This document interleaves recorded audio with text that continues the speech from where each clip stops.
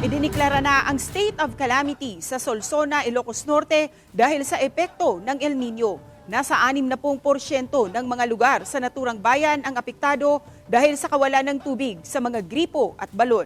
Ang detalye sa report ni Gab De Luna ng GMA Regional TV 1 North Central Luzon. Kasabay ng nararanasang kawalan ng tubig na dulot ng El Nino, isinailalim ang Solsona, Ilocos Norte sa state of calamity. Nasa 15 mula sa 22 barangay o mahigit 60% ng bayan ang pinakaapektado ng dry spell. Walang tubig sa mga gripo at natutuyo na rin ang mga balon.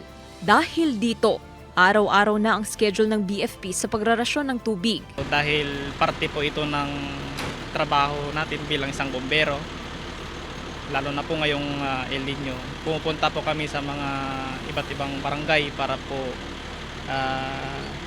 mag-supply o magbigay ng tubig sa ating mga kababayan. Pila-pila ang mga residente ng Barangay Mariquet na nakaschedule ngayong araw ng Huwebes. Bit-bit ang balde at drums sa gitna ng mainit na panahon. Malaking tulong daw ang tubig na galing sa rasyon upang may magamit sa pang-araw-araw na pangangailangan ng tubig. Malaki talagang tulong, ma'am, kasi talagang kung wala rin silang supply na ganito at walang tubig sa may regasyon at saka sa ibang mga wala na rin. Kasi totoo pong napakahirap po ng sitwasyon dito sa Solsona. Kasi kahit kami po ma'am, apektado rin po. Kaya wala na po kaming mapagkuhanan po ng tubig din. Doon na po kami sa irigasyon nagre-refill ng tubig. Mula sa GMA Regional TV 1 North Central Luzon, Gab De Luna, nagbabalita para sa GMA Integrated News.